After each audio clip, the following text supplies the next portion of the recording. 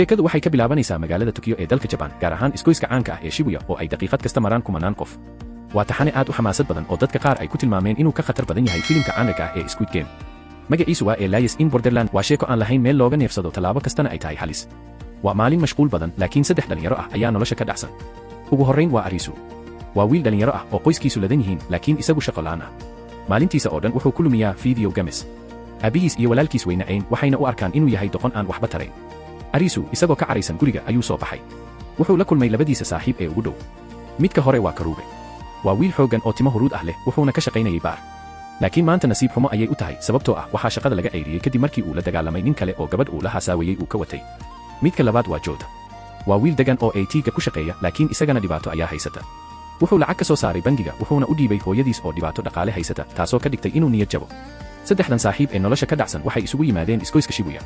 haddii aan aadi lahayn dal qalaad oo aan cidnana aqoon, miyayna fiicnayn, ayuu yidhi Arisu. waxay bilaabeen inay ku kaftamaan in magaalada ay zombi dadka dhintay ee nool qabsadaan si ay uga raystaan shaqada iyo dhibka. si lama filaan ah, Karube ayaa Arisu dhabarka ku qaatay, waxayna bilaabeen inay dhex ordaan gawaarida dhexdooda iyagoo qaylinaya oo qoslaya. darawaladii ayaa carooday, shil yar ayaana dhacay. booliska ayaa soo baxay oo firimbiga u yeeriyey. orda! booliska soo socda. 3dii saaxiib waxay u carareen dhanka suuliga tareenka dhulka hoostiisa mara. way ku dhuunteen iyagoo qoslaya oo neeftu ka turaayo. laakiin si lama filaan ah, iftiinkii suuliga ayaa damay. codkii dadka iyo guuxii magaalada ayaa hal mar aamusay. 3dii saaxiib way yaabeen. maxaa dhacay? korontada miyaa goday? si taxadar leh ayay albaabka u fureen. waxay u soo baxeen bannaanka. waxa ay arkeen ayaa noqday naxdin iyo argagax. isgoyskii Shibuya ee daqiiqada ka hor buux dhaafay hadda waa cidlo. hal qof ma joogo. baabuurta way yaalaan, laakiin dadkii way ka dhex maqan yihiin. magaaladii oo dhan waxay noqotay magaalo jinni. dabaysha ayaa qaadaysa waraaqaha dhulka daadsan. telefoonadooda ayay eegayaan, laakiin signalka ayaa go'an. dadkii aaway. ma dhulka ayay galeen ayay isweydiiyeen. inkastoo ay cabsi jirto, Arisu wuxuu dareemay xoogaa farxad ah. haddii dunidu ka harnay anaga keliya xor ayaan nahay, ayuu yidhi. habeenkii ayaa la gaareeyey. magaalada Tokyo waa mugdi marka laga reebo hal dhisme oo ifaya. shaashad weyn ayaa soo qortay, ciyaartu waxay bilaabanaysaa goor dhow. 3dii saaxiib waxay raaceen falaarta iftiinka, waxayna galeen dhismahaas. waxay arkeen miis ay saaran yihiin telefoono. fadlan qaado hal telefoon, ayay fariintu tiri. markii ay qaateen telefoonka ayaa wejigooda aqoonsaday. cod kombiyuutar ah ayaa yidhi. wakhtiga diiwaangelinta waxaa ka haray 2 daqiiqo. waxaa soo gashay haweeney la yidhaahdo Shibuki. waxay u muuqataa qof wax badan og. waxay tidhi, markaad xariiqdaas dhaaftaan dib uma noqon kartaan. wax yar kadib, gabar yar oo ardayad ah oo aad u naxsan ayaa soo gashay. wiishka ayay raaceen. waxay galeen qol xiran. telefoonka ayaa soo qoray. heerka ciyaarta 3 ubaxa. nooca noolow ama dhimo. qolka dhexdiisa waxaa ku yaalla 2 albaab. albaabka midig noolow. albaabka bidix dhimo. wakhtiga 2 daqiiqo. Jota ayaa teleefankiisa la soo baxay oo bilaabay inuu duubo, isagoo u haysta inay tahay barnaamij TV. laakiin xaaladdu waa dhab. Shibuki waxay tidhi, waa inaan dooranaa albaabka saxda ah. qiiq culus ayaa qolka soo galay. gabadhii ardayada ahayd way xiiqday. ma sugi karo ayay ku qaylisay. waan baxayaa. waxay furtay albaabka ku qoran noolow. argagax. iftiin casaan ah ayaa madaxa kaga dhacay. gabadhii ardayada ahayd isla markiiba way dhimatay, dhiiggeeduna wuxuu ku fidhatay wejiga Arisu iyo saaxiibadiis. Jota wuu qayliyey. Karube wuu naxay. tani ma ahan ciyaar caadi ah. waa geeri. Shibuki ayaa markiiba furtay albaabka kale ee dhimo. way badbaadeen, waxayna galeen qolka labaad. laakiin wakhtigu wuu sii yaraanayaa. hadda waxay haystaan 1 daqiiqo iyo 50 ilbiriqsi. qolka labaad. isla xaaladdii. 2 albaab. Shibuki waxay tidhi, ciyaarta nuxurkeedu waa in qof naftiisa biimaya si loo ogaado albaabka saxda ah. Karube ayaa xanaaqay. yaa baxaya markan? adiga tag. Shibuki way diiday. wakhtiga ayaa sii dhammaanaya. Jota wuu gariirayaa. Arisu oo ah wiil maskax badan balse argagaxsan ayaa dhulka fadhiya. Karube ayaa darbaaxo kulul ku dhuftay Arisu. Arisu, adigaa ciyaaraha ku fiican. ka shaqaysii maskaxdaada. darbaaxadaas waxay toosisay Arisu. maskaxdiisa ayaa shaqaysay. suug! ayuu yidhi Arisu. markaan dhismaha soo galaynay, waxaan arkay baabuur BMW. Arisu wuxuu bilaabay xisaab degdeg ah. baabuurkaas dhererkiisu waa 4.9 mitir. dhismahani wuxuu u eg yahay inuu leeyahay 20 mitir. qolalku waa 4 geesood. wuxuu sawirtay qaabka dhismaha. albaabka saxda ah waa kan midig. Karube iyo Jota way aamineen. waxay fureen albaabka midig. way badbaadeen. waxay sii dhex mareen qolal badan iyagoo raacaya xisaabta Arisu. laakiin qolkii ugu dambeeyey. Arisu wuu istaagay. albaabkii waa xiran yahay. derbi ayaa halkan ah. wakhtiga wuu dhammaanayaa. 30 ilbiriqsi 10 ilbiriqsi. dab ayaa ka soo baxaya dhulka. Arisu wuxuu xasuustay fideoga Jota. Jota, ii dhiib teleefankaaga. wuxuu daawaday fideoga. wuxuu arkay in qolka gabadhu ku dhimatay uusan ahayn qol buuxa. halkan ayuu ku qayliyey Arisu. albaabka saxda ah waa kan aan u malaynayno inuu qaldan yahay. way ordeen. dabkii ayaa qabsaday lugta Jota. wuu ooyey xanuun dartiis. Karube iyo Arisu ayaa soo jiiday. waxay ka boodeen albaabka ugu dambeeya, waxayna u dhaceen bannaanka. waxay yaalaan dhulka iyagoo nool balse aad u daalan. telefoonka ayaa soo qoray. hambalyo. heerka waa dhammaystirteen. Visa 3 maalin. Waxay arkeen nin da ah oo meel ku dhacay. Ninkii wuxuu yidhi waa dhammaan. Visadaydu maanta ayay dhacaysaa. Isla markiiba leesar casaan ah ayaa samada ka soo dhacay oo madaxa ka dalooliyay ninkii. Saddexdii saaxiib waxay garwaaqsadeen xaqiiqada qaraar. Dunidan cusub si aad u noolaato waa inaad ciyaartaa. Haddii visadu kaa dhacdo waad dhimanaysaa. Haddii aad rabto inaad noolaato sharcigu waa mid qura waa inaad ka qayb gashaa ciyaaraha dhimashada. Arisu, Karube, Jota iyo gabadha cusub ee Shibuki waxay dhex socdaan waddooyinka cidlada ah. Korontada magaalada oo dhan way tagtay. Baabuurta ma shaqaynayaan. Taleefanada tviyada iyo wax walba oo elektaroonig ah way dameeyeen. Waxa kaliya ee shaqaynaya waa raadiyo duug ah oo aan u baahnayn internet. Jota wuxuu xasuustay maalintii masiibada dhacday. Markii hore ayuu yiri Jota irka waxa ka dhacay dhawa. Kadibna korontada ayaa tagtay. Waxaan u malaynayaa inay tahay weerar xagga irka ah oo burburiyay dhammaan qalabka elektarooniga ah. Waxay heleen dukaan furan oo aan cidna joogin. Gaajo ayaa haysay sidaas darteed si degdeg ah ayay u qaateen cunto iyo biyo. Markii ay caloosha buuxsadeen waxay dareemeen xoogaa nafis ah laakiin cabsida ayaa weli taagan. Shibuki gabadha ay la kulmeen waxay sheegtay inay xafiiskeeda joogtay markii dadku waayeen. Shibuki waa qof khatar ah 3 maalmood ka hor ayay ciyaarta soo gashay dhammaan dadkii la joogayna way dhinteen iyada kaliya ayaa badbaaday. Taasi waxay ku tusaysaa inay samaysay wax walba si ay u noolaato. Arisu wuu yaaban yahay. 3 maalmood ayuu isweydiiyey. Anaga shalay uun baana ugu dambaysay dadka. Sidee waqtigeeda iyo keenna u kala duwan yihiin? Jota lugtiisa ayaa aad u xanuunaysa. Gubashadii ka gaartay ciyaartii hore ayaa sii xumaanaysa. Dhaawacu wuu sii qoyanayaa xanuunkuna wuxuu noqday mid aan loo adkaysan karin. Habeenkii Arisu iyo Karube ayaa si gaar ah u wada hadlay. Waa inaan caawa ciyaarnaa ayuu yiri Karube isagoo sigaar cabaya. Fiisada waa noo dhammaanaysaa. Haddii aan guulaysano waxaan heli karnaa dhakhtar daweeya lugta Jota. Arisu wuu ka walwalsan yahay. Ciyaaruhu waa dhimasho iyo nolol. Laakiin ma haystaan dooq kale. Haddii aysan ciyaarin way dhimanayaan. Haddii ay ciyaaraan waxaa laga yaabaa inay dhintaan laakiin rajo yar ayaa jirta. Maalintii xigtay markii qoraxdu dhacday dhismo weyn oo dabaqyo ah ayaa si lama filaan ah u iftiimay. Waa halkaas ayuu yiri Arisu. Waxay galeen dhismaha. Gudaha waxaa ku sugan ciyaartoy badan oo wajiyadooda ay ka muuqato cabsi iyo walwal. Qof walba wuxuu eegayaa qofka kale iyagoo isweydiinaya tolowkan ma ii noqon doonaa cadow mise saaxiib. Waxaa meesha soo galay dad cusub. Usagi gabadh timo gaaban oo aad u firfircoon. Aguni nin weyn oo murqo waaweyn leh uuna la socdo wiil yar oo gacan yare u ah. Fishiya wiil timo cad leh oo dhagaha ka xiran sameecado aadna u aamusan. Si lama filaan ah taleefanada ayaa wada dhawaaqay. Fariin ayaa shaashada ka soo baxday. Heerka ciyaarta 5 jeeg. Nooca ciyaarta orod iyo joogsi. Karube wuu naxay. Kaararka jeega waxay u taagan yihiin awood jirka ayuu yiri nin koofiyad xiran. Deemanta waa caqli. Wadnaha waa tan ugu xun. Waa ciyaar ku dhisan khiyaano iyo in la istilo. Sharciyada ayaa la soo qoray. Waa inaad ka carartaan bahalka. Waa inaad heshaan qolka badbaadada 20 daqiiqo gudahood. Haddii waqtigu dhamaado dhismaha oo dhan wuu qarxayaa. Ciyaartu way bilaabatay. Arisu, Karube iyo dadkii kaleba way kala carareen. Dhismaha waa mid mugdi ah oo ay ka buuxaan qolal badan. Si lama filaan ah. Rasaas. Nin wajiga u xiran yahay oo wata qori weyn ayaa ka soo baxay geeska. Waa bahalka. Rasaas ayuu ku furay dadkii. Hal qof ayaa isla markiiba madaxa laga toogtay. Dhiig ayaa derbiga ku daatay. Carara. Wuu ina leynayaa ayuu qof ku qayliyey. Arisu iyo Karube waxay galeen qol iyagoo neeftu ka xiran tahay. Argagax ayaa qabsaday. Muxuu ahaa kaas ayuu yiri Karube. Waa dad qalato. Usagi gabadha timaha gaaban waxay muujisay xirfad sare. Derbiga ayay kortay waxayna si farsamaysan uga dhuumatay bahalka. Dhismaha dhexdiisa dadkii waa la ugaarsanayaa mid. Dhiiga ayaa qulqulaya. 5 qof ayaa horay u dhintay. Arisu inkastoo uu cabsanayo haddana maskaxdiisa ayaa shaqaynaysa. Wuxuu fiiriyey bahalka. Suug. Dhagaysta. Bahalku wax fiican ma arki karo. Maskarada ayaa ka hortaagan aragga. Isku sheega meelaha uu joogo. Waa inaan wada shaqaynaa. Hadalka Arisu wuxuu gaaray Usagi. Iyaduna waxay bilowday inay ku qayliso meesha uu bahalku joogo si ay dadka u badbaadiso. Wuxuu joogaa dabaqa labaad. Ka leexda dhankaas. Laakiin waqtiga wuu sii dhamaanayaa. 8 daqiiqo kaliya ayaa hartay. Aguni ninkii murqaha lahaa iyo kooxdiisa qorshe kale ayay wataan. Wuxuu u yeeray wiilkiisii yaraa. Orod ayuu yiri Aguni. Soo jiida bahalka. Wiilkii yaraa uu orday si uu bahalka u mashquuliyo laakiin Aguni waxba ma samayn. Wuxuu daawaday wiilkii oo la toogtay. Wuxuu ahaa doqon. Karube wuxuu arkay arxandaradaas. Wuxuu qaatay dube wuxuuna go'aansaday inuu bahalka fool u waajaho. Arisu. Adigu raadi qolka badbaadada. Aniga bahalkan celinaya. Karube wuxuu u orday dhanka bahalka isagoo qaylinaya. Dagaal gacanka hadal ah ayaa bilaabmay laakiin bahalku waa mid aad u xoog badan. Karube waa la dhaawacay. Arisu wuxuu ogaaday sirta. Rasaasta wuxuu mar walba ridaa marka uu qof arko. Laakiin mar buu riday iyadoo qofna uusan joogin. Arisu wuxuu eegay qolka rasaastu ku dhacday. Waa halkaas. Qolka badbaadada waa halka uu difaacayo. Arisu iyo Ishiya wiilkii timaha cadda ayaa hal mar wada gaaray qolkaas. Waxay fureen albaabka. Qolku waa mugdi. Si lama filaan ah qof ayaa gadaal ka soo weeraray. Qolka mugdiga ah dhexdiisa Arisu iyo wiilkii timaha cadda ee Jishiya ayaa is hortaagan. Albaabka ayaa la furay laakiin cidna ma arkaan. Si lama filaan ah Jishiya wuxuu soo bixiyey qalab koronto. Bahalkii ayaa soo galay qolka isagoo qorigiisa kor u haya. Jishiya isagoo degan ayuu korontada ugu dhajiyey bahalka. Bahalkii wuu gariiray jilbaha ayuuna dhulka ku dhuftay. Arisu wuu naxay isagoo la yaaban geesinimada iyo qabowga wiilkan. Laakiin bahalku si fudud kuma dhicin. inkastoo koronto lagu dhejiyey haddana wuxuu kor u qaaday qorigiisa rasaas ayuuna ku furay Jishiya. Jishiya si degdeg ah ayuu u giringiraday, Arisuna wuxuu ku dhuuntay qol yar oo gudaha ku yaal. Albaabka ayuu xirtay, neeftuna way ku dhegtay. Isla markiiba nalalka qolka ayaa shidmay. Arisu wuxuu arkay laba badhan oo derbiga ku yaal. Shaashad ayaa soo qortay.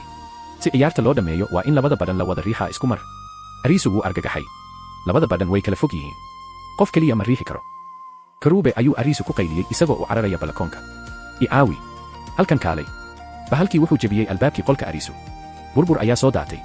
Bahalku wuxuu soo galay qolka isagoo qorigiisa ku fiiqaya Arisu. Arisu wuxuu dib ugu gurtay derbiga isagoo dareemaya in dhimashadiisu timi. Si lama filaan ah. Usagi, gabadhii timaha gaabnayd ayaa daaqada ka soo booday. Derbiga ayay ka soo dhacday sida bisad oo kale waxayna haraati xoog leh ku dhufatay bahalka. Isla waqtigaas Aguni, ninkii weynaa ee murqaha lahaa, ayaa albaabka soo jebiyey. Wuxuu qabtay bahalka wuxuuna ku dhuftay derbiga. Arisu wuxuu eegay waqtiga. 5 ilbiriqsi. Qabo badhanka ayuu Arisu ku qayliyey. Arisu iyo Jishiya oo soo kacay ayaa isku mar riixay labadii badhan ee derbiga. Ciyaartu way dhamaatay. Hambalyo. Dhismuhu wuu aamusay. Qaraxii la sugayay ma dhicin. Dhammaantood waxay ku neefsadeen nafis. Laakiin sheekadu halkan kuma eka. Bahalkii dhulka yaalay ayuu Aguni ka qaaday maaskarada. Qof walba wuu naxay. Ma ahayn bahal. Ma ahayn robot. Waxay ahayd gabadh. Gabadh bini'aadan ah oo ilin ka socoto indhaheeda. Wejigeeda waxaa ka muuqda cabsi iyo rajo beeri. Waan ka xumahay ayay tiri iyadoo ooynaysa. Waa inaan sameeyaa haddii kale aniga ayaa dhimanaya. Arisu wuxuu arkay wax qoorteeda ku xiran. Waa koor bir ah. Koorka wuxuu bilaabay inuu dhawaaqo. Gabadhii waxay eegtay Arisu indhaheeda oo baryaya. Aawi. Ka hor inta uusan Arisu waxba samayn. Dhiig ayaa ku furshaxay wejiga Arisu iyo Karube. Karube inkastoo uu gariirayo wuxuu baaray jeebka gabadha dhimatay. Wuxuu ka soo saaray raadiyo. Raadiyowga waxaa ka soo baxay cod. Halkan waa xeebta. Jawaab. Lambar 59 ma dishay dhammaan ciyaartoyda. Soo laabo. Arisu wuxuu gartay xaqiiqda qaraar. Kuwani bahalo ma ahan ayuu hoos u yiri Arisu. Waa dad. Waa ciyaartoy nala mid ah. Ciyaartan waa midna iska hor keenayso. Si aan u noolaano waa inaan dad kala dilnaa. Karube wuxuu eegay Arisu. Heebta ayuu yiri Karube. Waa inaan helnaa meeshaas. Jawaabta oo dhan halkaas ayay taal. Ciyaartii hore way dhamaatay laakiin naxdintu ma dhamaan. Arisu, Karube, Jota iyo gabadha cusub ee Shibuki waxay ogaadeen xaqiiqo qaraar. Si aad u noolaato waa in aad ciyaartaa. Si aad u ciyaarto waa inaad naftaada halis gelisaa. Jota wiilkii lugta ka gubnaa xaaladiisu way sii xumaanaysaa. Gubashada ayaa infekshan noqotay wuxuuna u baahan yahay dawo iyo nasasho. Laakiin waqti ma haystaan. Fiisadooda ayaa dhacaysa caawa. Haddii aysan ciyaarin laser irka ka soo dhacaya ayaa madaxa ka toogan doona. Waa inaan aadnaa meel la yiraahdo xeebta ayuu yiri Karube isagoo sigaar cabaya. Waxaan maqlay in halkaas ay tahay jannada badbaadada. Laakiin marka hore waa inaan caawa noolaanaa. Habeenkii ayaa noqotay. Magaalada Tokyo oo dhan waa mugdi marka laga reebo hal meel oo ifaysa. Waa beerta dhirta. Waa goobta ciyaarta caawa. Waxay galeen beerta dhirta. Miis weyn ayaa yaala dhexda. Miiska dushiisa waxaa saaran 4 qalab oo madaxa la gashado iyo hub kala duwan, mindi, baangado iyo qalab wax lagu jaro. Hiro qalabka ayuu yiri cod ka soo baxay sameecadaha. Markii ay xirteen muraayadaha indhahooda waxaa ka soo muuqday nidaam casri ah oo indhaha raacaya. Haddii aad qof kale indhaha ka eegto, nidaamka wuu dareemayaa. Si lama filaan ah, taleefanada ayaa dhawaaqay. Heerka ciyaarta 7 wadnaha. Nooca ciyaarta la dhilaha iyo wax dhilaha. Arisu wadnaha ayaa gariiray. Wadnaha waa ciyaarta ugu xun. Waa ciyaar lagu ciyaaro dareenka dadka. Sharciyada ayaa shaashada ka soo baxay waana kuwa naxdin leh. 4 qof mid kaliya ayaa noqonaya yey. 3 kale waa ido. Haddii yeygu uu eego ishii ido, doorka yeyga wuxuu u wareegayaa qofkaas. Marka waqtigu dhamaado 15 daqiiqo kadib, qofka yeyga ah kaliya ayaa badbaadaya. 3 ido ah. Koorarka qoorta ugu xiran ayaa qarxaya. Aamusnaan argagax leh ayaa goobta qabsatay. Caadiyan ciyaaraha waa in dad badan badbaadaan mid dhinto. Laakiin caawa, saaxiibada isjecel mid kaliya ayaa noolaanaya. 3 kale waa inay dhintaan. Doorkii ugu horeeyay ee yeyga waxaa helay Jota. Isla markii ciyaartu bilaabatay, Shibuki, gabadha khiyaanada badan, ayaa fahantay qaanuunka. Waxay eegtay Jota. Indhahoodu way isqabteen. Shibuki ayaa noqotay yeyga. Waan ka xumahay ayay tiri Shibuki wayna carartay iyadoo ku dhumanaysa dhirta dhexdooda. Hadafkeedu waa inay kaliya noolaato oo aysan cidna indhaha ka eegin ilaa waqtiga ka dhamaanayo. Karube xanaaqa ayaa madax maray. Wuxuu qaatay baangad weyn. Soo laabo ayuu ku qayliyey Karube. Kuma dili doono laakiin doorka yeyga ii dhiib. Karube wuu ceyrsaday Shibuki. Arisu isna wuu raacay isagoo isku dayaya inuu dejiyo saaxiibkiis. Karube, jooji. Waa inaan hal kale raadinaa. Laakiin Karube dheg jalaq uma siin. Wuxuu eryaday gabadhii wuxuuna ku qabtay gees. Shibuki way qaylisay laakiin Jota ayaa si lama filaan ah u soo baxay oo Shibuki qabtay. Jota wuxuu eegay Shibuki. Jota ayaa noqday yeyga. Hadda Jota ayaa ah qofka badbaadaya. Laakiin lugtiisa ayaa xanuunaysa ma ordi karo. Shibuki waxay isku dayday inay sasabto laakiin Jota wuu diiday. Arisu ayaa soo dhex galay. Wuxuu eegay Jota. Arisu ayaa noqday yeyga. Karube wuxuu ku qayliyey Arisu, ii dhiib doorka. Aniga ayaa raba inaan noolaado. Aniga ayaa ugu xoog badan. Arisu wuu naxay. Saaxiibkiisii ugu fiicnaa ayaa raba inuu dilo.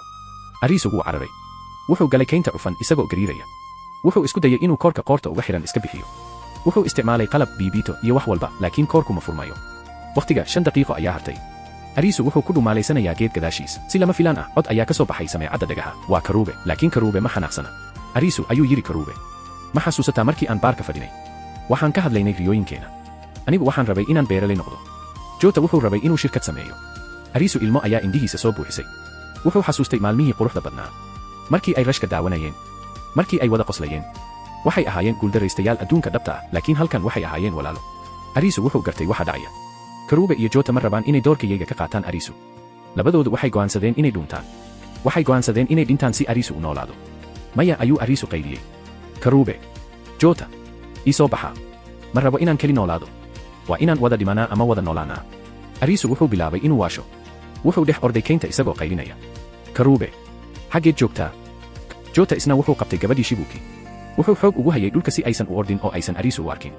Adiguna waad dhimanaysaa ayuu Jota ku yiri Shibuki. Laakiin ugu yaraan keligaa ma dhimanaysid. Wakhtiga 10 ilbiriqsi. Arisu wuxuu dhex taagan yahay beerta. Wuu ooyayaa, cidna ma arko, waa yeega keliya ee taagan. Fadlan. Ayuu baryay. Fadlan ha dhimanina. Hal ilbiriqsi. 3 qarax oo isxigta ayaa dhacay. Dhiig kulul ayaa wejiga kaga fardhatayay Arisu.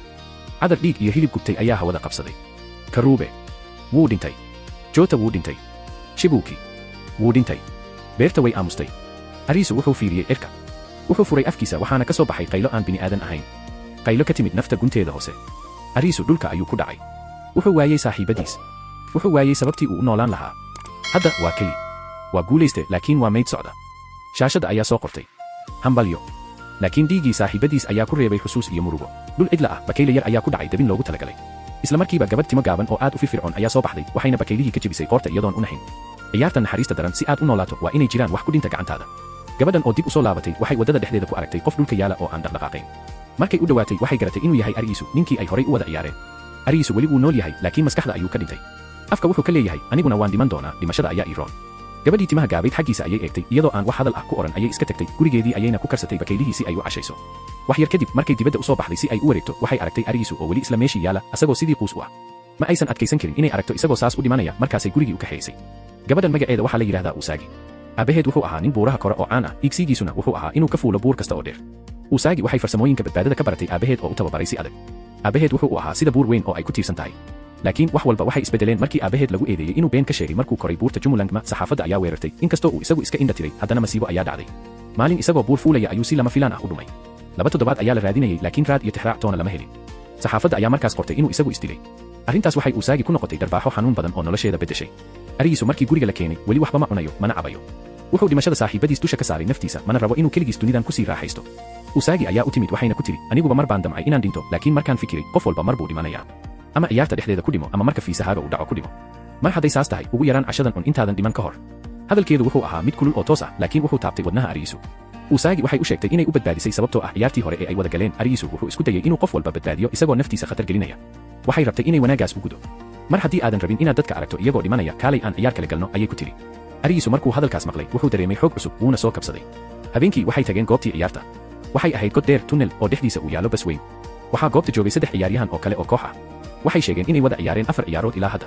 Mid ka mid ah saaxiibadood ayaa lugta ka dhaawacnaa, taas oo xaaladda ku adkaynaysay. Markii waqtigii diiwaangelinta dhammaaday, taleefanada ayaa soo qayliyey. Heerka adkaanta ciyaarta waa 4 ee garbo. Magaca ciyaartu waa fogaan.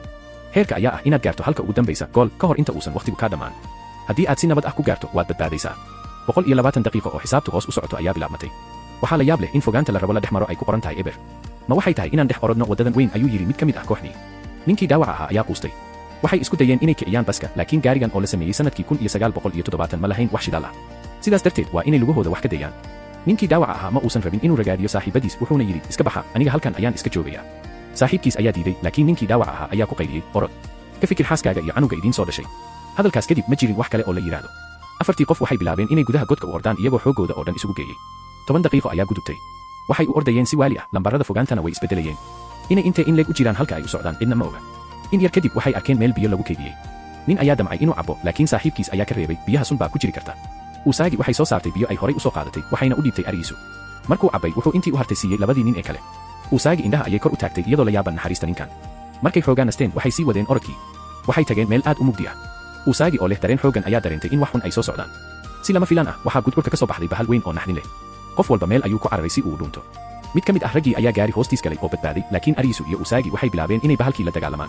markay xaaladdu xumaatay Usagi waxay shiday ul dab ah waxayna ku tuurtay afka bahalkii taas ayaa u sahashay inay baxsadaan laakiin saaxiibkii kale ma uusan nasiib badnayn bahalkii ayaa ku booday halkaasna ku cunay isagoo qaylinaya ma jirin si loo caawiyo markaasay naftooda la carareen markay xoogaa ordeen dhammaantood way daaleen ninkii suudka xirnaa ayaa dhulka fariistay isagoo leh waan isdhiibay saaxiibaday way dhinteen inkastoo aan toddobaad keliya isnaqaanay waxay ii ahaayeen saaxiibo dhab ah ariisu wuxuu dareemay xanuunka ninka wuxuuna ku yidhi waa inaad noolaataa si aad waxaan oo dhan xaaskaaga ugu sheegto ninkii ayaa dhiiraday markaas intii ay socdeen ariisu wuxuu arkay mooto duug ah wuxuu gartay inay tahay nooc dhif iyo naadir ah oo ku shaqaysa shidaalka naaftada wuxuu xasuustay hadalkii saaxiibkiis Jota ee ahaa qalabka korontada ee aan isticmaalin microchipska weli way shaqayn karaan wuxuu markiiba gartay in mootadan iyo baska ay isku mid yihiin oo ay shaqayn karaan markay baareen mootada bateri ma lahayn laakiin shidaal badan ayaa ku jiray maadaama baskuna uu naafto ku shaqaynayay ariisu wuxuu go'aansaday inuu shidaalka mootada geeyo halkii ay ka soo bilaabeen si uu baska u kiciyo oo ninkii dhaawac ahaa u soo badbaadiyo tani waxay ahayd go'aan waali ah waxay ka dhignayd in ariisu uusan gaari doonin dhammaadka ciyaarta oo uu dhiman doono waqtiga waxaa ka haray hal saac keliya laakiin wuxuu yidhi markan ma rabo inaan qof kale dhimashadiisa daawado wuxuu bilaabay inuu mootadii dib u riixo isagoo u ordaya dhankii uu ka yimid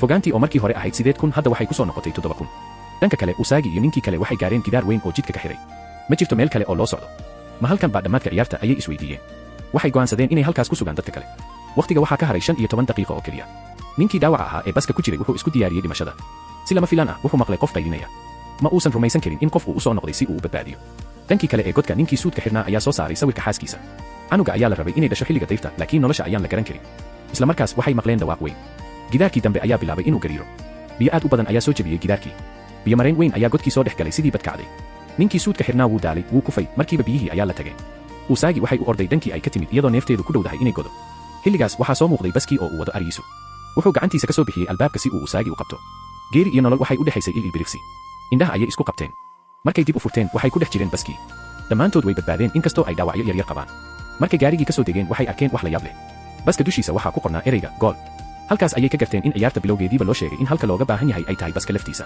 lambarada taleefanka ku qornaa waxay u sheegayeen fogaanta ay u jiraan baska markay ordayeen way ka fogaanayeen dhammaadkii waana sababta ay lambaradu u kordhayeen waxay ahayd inay eber ahaadaan nasiib darro waxay garteen goor ay xeero iyo fandhaal kala dhaceen inkastoo ariisu uu guulaystay haddana 2 qof ayaa ku dhintay ciyaarta markay baxayeen ninkii dhaawaca ahaa ee badbaaday wuxuu yidhi haddii aan sii noolaano mar kale aan kulanno ariisu iyo gabadha geesiyada ah ee Usagi oo hadda noqday 2 saaxiib oo isku tiirsan ayaa go'aansaday inay raadiyaan meel sir ah oo la yiraahdo xeebta waxay aaminsan yihiin in meeshaas laga heli karo jawaabta masiibadan laakiin in magaalada Tokyo ee baaxadaas leh laga helo hal meel ma ahan shaqo fudud waqtiguna waa cadowgooda koowaad waayo fiisahooda nolosha waxa uga haray keliya 3 maalmood haddii 3daas maalmood ay dhamaadaan iyagoo aan ciyaar cusub ka qayb gelin waa geeri toos ah maalintii ariisu wuxuu Usagi ka baranayay qaabka wax loo ugaarsado iyo sida duurka loogu noolaado habeenkiina waxay dhex mushaaxayeen goobaha ciyaaraha dhimashada si ay xog uga helaan xeebta habeenada ka mid ah iyagoo dhuumanaya ayaa waxay arkeen koox ciyaartoy ah oo aad u qalabaysan gacmahooda waxaa ku xirnaa furayaasha armaajooyinka taas oo soo xasuusisay ariisu ninkii murqaha weynaa ee ay horay isugu arkeen ciyaartii dhuumashada waa hubaal kooxdani waa isku xiran yihiin markii ciyaartu dhamaatay ariisu iyo Usagi waxay isku dayeen inay dabagalaan naxdin iyo layaab kooxdani waxay wateen gawaari shaqaynaysa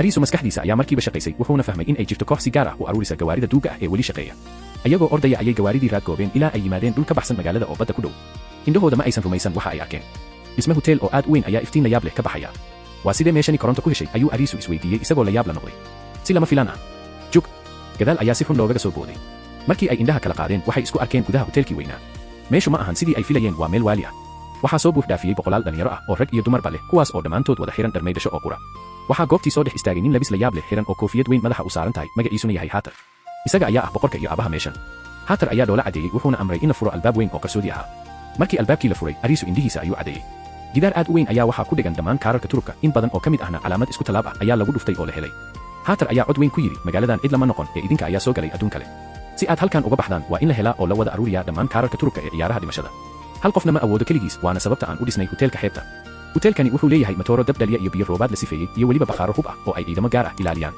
Hatter wuxuu u sheegay inay leeyihiin 3 sharci oo aan la jebin karin midda koowaad qof kasta waa inuu xirto dharmaydhasho si uusan u qarin hub midda labaad kaar kasta oo la soo helo waa hantida hoteelka qofkii kaar soo helana darajadiisa ayaa kor loo qaadayaa ilaa laga gaarayo maalinta qofka ugu sareeya la dhoofin doono ariisu wuxuu iscelin waayey wuxuuna weydiiyey haddii aan diidno shuruudahaas maxaa dhacaya Hatter wejigiisa ayaa isbedelay indhihiisa ayaa casaan noqday wuxuuna si qabow u yidhi sharciga saddexaad qofkii khiyaano sameeya ama diida amarada xukunkiisu waa geeri toos ah ariisu neefta ayaa ku dhigtay wuxuu xaqiiqsaday hal shay halkan ma ahan gabaad ee waa god libaax markii hore naftooda ayay u baqayeen laakiin hadda waxay raaceen doon aan la ogeyn meel ay ku degi doonto si khasab ah ayaa loogu xiray jijimaha darajada dharmaydhasho ayaa loo soo tuuray waxayna noqdeen maxaabiis ku jirta xabsi u eg janno laakiin dhab ahaan ah cadaabta adduunka habeenkii markii uu dhacay hoteelkii xeebta wuxuu isku bedelay meel ka baxsan caqliga bini'aadamka ciyaartoydii oo dhan iyagoo xiran dharmaydhasho ayaa isku dhex daray khamri muusig qaylo dheer iyo cayaaro waali ah waa dad iska dhaadhiciyey inay iloobaan dhimashada berito sugaysa Usagi iyadoo la yaaban xaaladooda ayaa si hoose u tiri dadkani xaqiiqda ayay ka cararayaan si ay u iloobaan cabsida si lama filaan ah aamusnaan ayaa goobtii ku habsatay dhammaan dadkii waalnaa ayaa durbadiiba u yaacay dhanka hoolka weyn iyagoo u qaylinaya sidii ciidan la soo tababaray. Hogaamiye Haatar ayaa masraxa soo istaagay. Wuxuu bilaabay khudbad dareen iyo xamaasad leh. Wuxuu u hadlayay sidii madaxweyne qaran oo kale. Tani waa dagaal aan kula jirno cabsida. Maalintii aan adduunkeeni dib ugu noqon lahayn way dhow tahay ayuu ku qayliyey. Dadkii hoos taagnaa waxay u ruxeen gacmaha sidii dad la sixray iyagoo u arkay in Haatar yahay hogaamiye badbaadiye ah. Balse dhab ahaan wuxuu u isticmaalayay inay yihiin jaranjaro uu isagu ku baxsado. Markii khudbadii dhamaatay ciyaartoydii waxaa loo qaybiyey gawaari si ay u aadaan ciyaaraha dhimashada. Arisu iyo Usaagi waa la kala saaray. Arisu wuxuu ishiisa qabtay wiilkii timaha caddaa ee Jishiya iyo gabadh kale oo gees iska taagan kuwaas oo u muuqday inay wax weyn qorsheynayaan. Ciyaaraha caawa la galayo waa kuwa wata weji kasta oo nafta lagu waayi karo. Usaagi waxay gashay ciyaar u baahan maskax iyo xisaab taas oo ay si geesinimo leh uga soo gudubtay. Balse Arisu sheekadiisu way ka duwan tahay. Arisu waxaa lagu daray koox ay hogaaminayso gabadh ka tirsan madaxda hoteelka oo lagu magacaabo Aan. Ujeedada Aan waa in ay tijaabiso caqliga Arisu si ay u ogaato inuu mudan yahay inuu noqdo madax sare. Kooxda waxaa sidoo kale ku jirta gabadh qurux badan oo Queen la yiraahdo iyo wiilkii farsamayaqaanka ahaa ee Tata oo horay uga soo badbaaday ciyaartii dhumashada. Ciyaartan cusub waxay ka dhacaysaa qol dhulka hoostiisa ah oo ah kaydka biyaha. Darajada ciyaartu waa Dheeman 4 ah. Waana kaarkii Dheeman ee ugu dambeeyay ee uu hoteelku u baahnaa. Magaca ciyaartu waa Leyrka Nalka. Heerku wuxuu ahaa mid fudud oo argagax leh. Waxaa jira 3 furayaal A, B iyo C. Kaliya hal fure ayaa daaraya nalka ku dhex jira qol xiran oo muraayad ah. Haddii albaabka qolka nalku uu furan yahay, ciyaartoydu waxay riixi karaan furaha hal mar oo qura. Haddii albaabku xiran yahay, furaha waa la riixi karaa intii la doono. Balse haddii qof uu ku dhex jiro qolka nalka ama furaha nalku daaran yahay, albaabku si toos ah ayuu u xirmayaa, wuu qufulmayaa.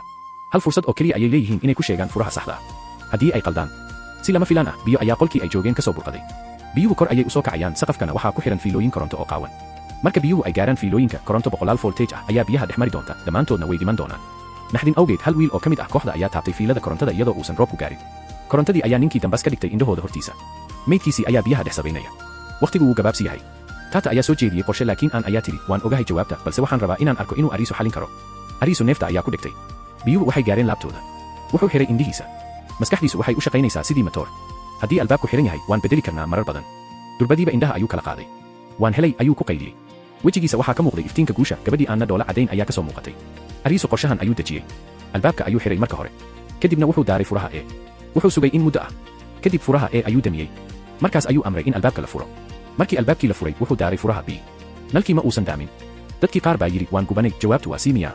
Arisu wuxuu ku yiri Queen, gudaha gal oo taabo nalka, ma kulul yahay mise waa qabow. Queen nalkii ayay farta saartay, wuu kulul yahay. Arisu iyo Aan ayaa isku mar ku wada qayliyey, jawaabta saxda ah waa furaha E. Mucjiso. Albaabkii waa la furay, ciyaartiina waa lagu guuleystay. Aqliga Arisu wuxuu ahaa in haddii uu nalka E daaro muddo, nalka dhalada ah wuu kululaanayaa. Markuu damiyo kulaylka ayaa ku haraya. Maadaama aanu B ahayn, kulaylkana uu muujinayo inuu horay u daarnaa, jawaabtu shaki la'aan waa E. Heerka guushoodu waxay noqotay 100%. Habeenkii markii ciyaarta laga soo laabtay, waa la wada guuleystay. Hoteelka dhexdiisa waxaa ka bilowday dabaaldeg iyo farxad waali ah. Qof walba wuxuu u dabaaldegayaa nolol cusub oo uu maanta dib u helay. Arisu wuxuu dadka dhexdiisa ka dhex raadiyey Usaagi. Markii ay is arkeen, indhahooda ayaa farxad isula hadlay. Inaad noolaato waxay lahayd dareen aad u macaan.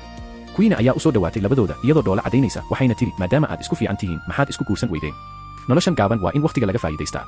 Laakiin farxaddaasi ma waarin. Si lama filaan ah, waxaa goobtii soo galay koox hubaysan oo wejiyadoodu ay ka muuqato naxariis darro. Waxaa horkacayay ninkii murqaha weynaa ee Aguni. Queen ayaa si hoose ugu tiri Arisu, kuwani waa garabka ciidanka ee hoteelka. Haddii aad rabto inaad nabad ku noolaato, marna ishaha ku gubin. Aguni wuxuu ahaan jiray askari, waana ninka gacanta ku haya dhammaan hubka xeebta. Isla markiiba Aguni wuxuu indhaha ku dhuftay Usaagi isagoo xoog ku doonaya inuu la tago. Hoteelku wuxuu qarka u saarmay dagaal dhiig ku daato. Balse xilligii ugu xumaa waxaa soo dhex galay Haatar iyo ciidankiisii. Waa laba awoodood oo kala duwan, garabka ciidanka iyo garabka fikradaha. In muddo ah ayay is eegayeen iyagoo isku hubaysan, ugu dambeyntii dib ayay u wada gurteen, laakiin colaadu waa mid muuqata oo maalin uun qarxi doonta. Dhacdadaas kadib Haatar wuxuu amray in madaxda sare ay shir degdeg ah isugu yimaadaan. Arisu isagoo hadda ka mid ah madaxda wuxuu arkay wiilkii timaha caddaa ee Jishiya oo isna meesha fadhiya. Markii ay miiska soo wada fariisteen, waxay soo bandhigeen guushii maanta. Kaararkii waa la wada helay, laakiin hal kaar ayaa dhiman. Waa kaar aan weligiis la arkin kaasoo ah kaarka wadnaha ee lambarka 10 ah. Kaararka wadnuhu waa kuwa ugu xun adduunkan, waayo waxay ku cayaaraan dareenka iyo qalbiyada bini'aadamka, waxayna u baahan yihiin in la iskhiyaano oo la isdilo. Qof ka mid ah madaxda ayaa soo jeediyey fikrad arxan darro ah, maadaama ciyaarta wadnuhu ay tahay fiyaano, aan soo kaxayno dadka aan wax qiimo ah lahayn si haddii ay dhintaan aysan macno inoo samayn. Sida ciyaartii hore ee Arisu uu saaxiibadiis ku waayey, ninkani wuxuu rabay in dad la gowraco si iyagu u noolaadaan. Markii uu taas maqlay, Haatar ayaa isagoo xanaaqsan miiska gacanta ku dhuftay. Garac yahow ayuu qayliyey. Anigu uma baahni maskaxdaada yaryar. Haddiiba ay timaado ciyaarta wadnaha, waxaan ku galayaa geesinimo, waxaana hubaa 100% inaan anigu guulaysan doono. Haatar wuu waashay, qof kasta oo madasha fadhiyeyna taas wuu fahmay. Arisu isagoo weli baadi goob ugu jira xogta hoteelka ayaa jidka dhexdiisa kula kulmay laba gabdhood oo yaryar. Wuxuu isku dayay inuu la hadlo si uu xog uga helo, laakiin gabdhihii wejiyadooda naxdin ayaa ka muuqatay, durbadiiba dib ayay u ordeen iyagoo sidii wax bahal arkay kala diday. Labadan gabdhood si fiican u xasuusnaada, gadaal ayay sheeko weyn ku yeelan doonaan. Markii uu soo dhawaaday goob mugdi ah, indhihiisu waxay qabteen argagax. Han weyn oo qashinka lagu guro ayaa dhiig ka daaya. Markuu gudihiisa eegay, waxaa isdul saaran meydad fara badan oo dhiigoodu weli qoyan yahay. Isagoo la yaaban ayuu maqlay cod gadaashiisa ah. Waa Jishiya, wiilkii timaha caddaa oo ay la socoto Queen. Jishiya ayaa si qabo u yiri, miyaad la yaabtay? Tani waa wejiga dhabta ah ee xeebta. Qof kasta oo sharciga jabiya xukunkiisu waa in haantan lagu dhex tuuro isagoo meyd ah. Jishiya wuxuu u sheegay Arisu in maanta uu Haatar u baxay ciyaar. wuxuuna ku daray xog halis ah. Haatar wuu sii daciifayaa, garabka ciidankuna xoog ayay la soo baxayaan. haddii ay iyagu la wareegaan hoteelka meeshani qabuurahaynu ku noqon doontaa. sidaa darteed caawa waxaan rabaa inaan xado dhammaan kaararka turubka, waana in aad ila shaqaysaa. Arisu isagoo doonaya inuu adduunkan ka baxsado wuu aqbalay dalabkii. subaxdii xigtay qolka qaliinka ee dhulka hoostiisa ah masiibo ayaa dhacday. gabadhii dhakhaatiirta ahayd ayaa taagan miis qaliin. miiska waxaa saaran mayd. waa Haatar. boqorkii iyo asaasigii hoteelka ayaa la dilay. qof walba wuxuu u haystay inuu ciyaar ku dhintay, balse markii ay maydkiisa baartay waxay xaqiijisay in xabad lagu dhuftay. tani ma ahayn ciyaar ee waxay ahayd shaqool qaarijin ah. madaxdii hoteelka ayaa isku raacay in warkaan la qariyo si uusan argagax u dhex gelin ciyaartoyda.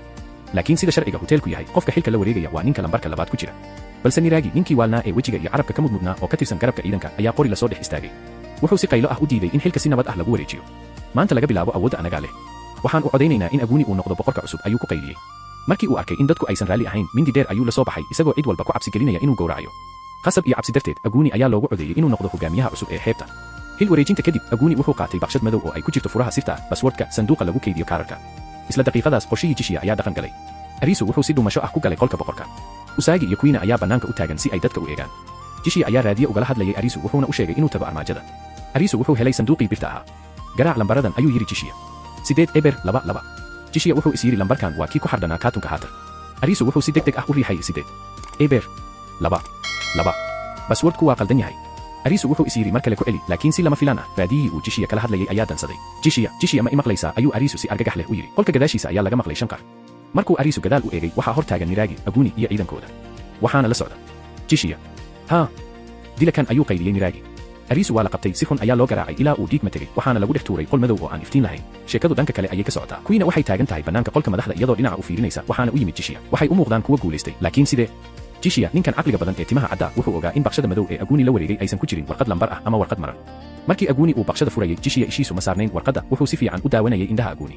wuxuu arkay in Aguni uu durbadiiba jaleecay sawir gidaarka weyn ee qolka ku dhigan. Jishiya maskaxdiisa ayaa durbadiiba isku xirtay xujooyinka. wuxuu xaqiiqsaday in sanduuqa dhabta ah ee kaararka turubka lagu keydiyo uusan ahayn kan uu Arisu raadinayay, balse uu yahay mid ku dhex qarsoon gidaarka dambe ee sawirka weyn. isagoo aad u degan, Jishiya wuxuu u dhaqaaqay dhankii gidaarka sawirka lahaa. wuxuu riixay meel qarsoon, durbadiiba sanduuq bir ah ayaa soo baxay. gudihiisana waxaa ka buuxay dhammaan kaararkii turubka ee nolosha uu horseedayay. Jishiya wuxuu dhoola caddayn qabow isagoo kaararkii jeebka ku ritay. Arisu wuxuu noqday qalab la isticmaalay oo la tuuray. dhanka kale masiibo ayaa ku habsatay Usagi. markii Arisu la qabtay, iyana waa la qafaashay. waxaa qolkiisa la aaday Niraagi, ninkii wejiga iyo carabka biro ku mudnaa, kaasoo u dhaqmaya sidii waraabe hilib helay. wuxuu Usagi ku tuuray sariirta isagoo qosol waali ah qoslaya. Niraagi waa dambiile aaminsan in adduunkan cusubi uu yahay janno, maxaa yeelay sharci iyo boolis midna ma jiraan. wuxuu aaminsan yahay in awoodda dilka iyo kufsigu ay yihiin dabeecadda dhabta ah ee bini'aadamka. Usagi way ooyeysaa, laakiin ma ahan oohin quus ah. iyadoo Niraagi uu isku dayayo inuu xoog u sheegto, ayaa si lama filaan ah Usagi waxay gacanta la heshay biirtii fiiqnayd ee ugu mudnayd afka iyo carabka. si xoog leh ayay ula jiidatay. Niraagi ayaa dib u booday isagoo dhiig afka ka tufaya, xanuun darteedna indhaha isku qabtay.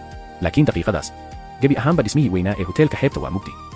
dhowr ilbiriqsi kadib, nalkii ayaa soo noqday, balse iftiinkiisu wuxuu ahaa mid guduudan oo cabsi xambaarsan. Jishiya iyo Queen oo faraxsan ayaa ku dhawaaday albaabka weyn ee laga baxo hoteelka. balse markii ay cagta bannaanka dhigi lahaayeen, iftiin laysar guduudan ah oo aad u xoog badan ayaa sidii roobka dhulka ugu soo hoobtay, wuxuuna xiray dhammaan albaabadii iyo gidaaradii laga bixi lahaa hoteelka. hoteelkii xeebta oo ahaa meesha keliya ee ay gabaadka ka dhiganayeen ayaa isku beddelay xabsi weyn oo aysan cidna ka bixi karin. durbadiiba sameecadaha waaweyn ee dhismaha ayaa laga maqlay cod mashiin oo aad weyn. telefoonadii qof walba jeebka ugu jirayna hal mar ayay wada dhaceen. Usagi iyadoo ka faa'iidaysanaysa jahwareerka ayaa ka fakatay Niraagi, waxayna u orday dhankii hoolka weyn. dhammaan dadkii hoteelka ku jiray ayaa ku soo xoomay bartamaha hoolka, iyagoo la yaaban waxa dhacaya. markii ay Usagi soo gaartay bartamaha, indhaheedu waxay qabteen arrin argagax leh. bartamaha dhulka waxaa dhabar u yala maydka gabar dhalinyaro ah. waa mid ka mid ah labadii gabdhood ee Arisu uu isku dayay inuu la hadlo habeenkii hore. laabta ayay mindi kaga mudan tahay, dhiigeeduna wuxuu qariyey mutuleelka dhulka. telefoonadii ayaa shaashadaha soo saaray qoraal xambaarsan masiibo. ciyaartu waxay ka bilaabatay hoteelka xeebta. darajada ciyaarta, kaarka wadnaha ee lambarka 10. magaca ciyaarta, ugaarsiga saaxirada. qof walba wuu gariiray. kaarka wadnaha ee lambarka 10 waa kaarkii ugu xumaa, ugu dhibka badnaa, uguna arxan darrada badnaa adduunkan, waana kaarkii keliya ee ay u baahnaayeen si ay u wada guulaystaan. laakiin xaaladdiisu waa mid culus. telefoonkii ayaa sii waday sharaxaadda. gabadhan yar waxaa dishay saaxirad shar leh. saaxiradaasi idinka ayay idinku dhex jirtaa. saaxiradu macnaheedu ma ahan inay tahay dumar, waa magac u yaal qofka gabadhan dilay. ujeeddada ciyaartu waa in la helo saaxirada, lana geeyo bannaanka, laguna dhex gubo dabka xukunka si ciyaarta loogu guulaysto. wakhtiga idin haray waa 2 saacadood. si lama filaan ah, daaqadaha markii laga eegay bannaanka barxadda hoteelka, waxaa halkaas ka huray dab aad u weyn oo u eg fulkaano qarxaysa. waa dabka xukunka. dadkii hoteelka isugu yimid is-aaminaad darro ayaa dhex gashay. mid walba kan kale ayuu eegayaa. saaxirada gabadhan dishay waa midkood. shaki, naxdin iyo baqdin ayaa cirka isku shareeray. bartamaha hoolka weyn waxaa yaalla maydka gabadh yar oo la oran jiray Momoka.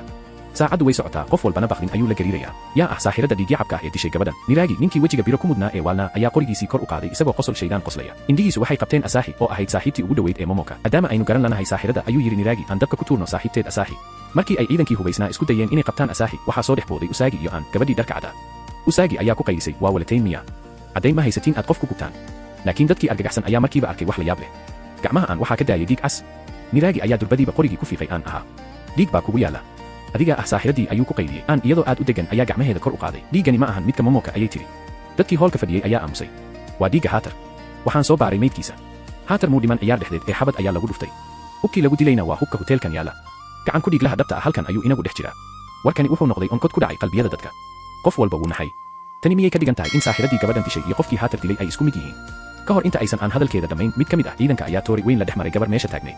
Gabadhii dhiig ayaa afka ka soo burqaday, dhulkana way ku dhacday. Aguuni boqorkii cusbaa ee xoogga ku qabsaday hoteelka ayaa soo hor istaagay dadkii. Wajigiisa naxariis kama muuqan. Wuxuu ku dhawaaqay amar argagax leh oo taariikhda galay. Maadaama saaxiradii ay isqarinayso, garabka ciidanku qofna lagama tagayo. Qof kasta oo aan ciidanka ka tirsanayn waa saaxirad. Haddii aysan saaxirada dhabta ah isoo dhiibin, dhammaantiin naarta ayaan idin gelinaynaa.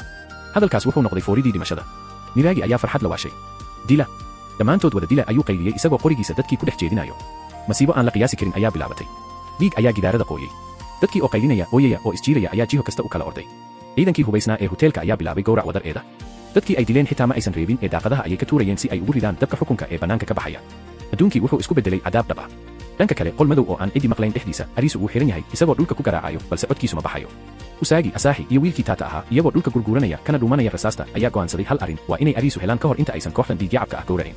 Halka ay rasaastu sida roobka uga daayso daafaha hoteelka xeebta, Jishiya iyo gabadhii Queen waxay gabaad ka dhigteen qolka kamaradaha ee hoteelka laga ilaaliyo. Shaashadaha ayay ka daawanayaan sida bini'aadamku isu gowracayo. Jishiya wuxuu si degan u yidhi haddii la iskumaado qofna ma helayo saaxirada dhabta ah. Queen indhaheedu waxay qabteen hal qol oo ka duwan kuwa kale. Waa qolka baaritaanka meydadka. Waxay arkeen aan gabadhii dharka cadda oo si dhuumasho ah u gurguuranaysa iyadoo isku dayaysa inay hesho faraha ku yaala hubkii lagu dilay Momoka. Aan waxay ogaatay in saaxirada dhabta ah aysan ahayn qof ordaysa ama dadka leynaysa ee ay tahay qof waqtiga isdaafinaysa ama gumaadkan dhexdiisa si dhuumasho ah dadka ku sii leynaysa. Queen way ogtahay in aan ay tahay rajada kaliya ee xalka lagu heli karo, sidaas darteed waxay go'aansatay inay nafteeda u hurto si ay u ilaaliso. Isla markii ay Queen qolka dibaddiisa istaagtay, waxaa hor yimid ninkii ugu argagaxa badnaa garabka ciidanka.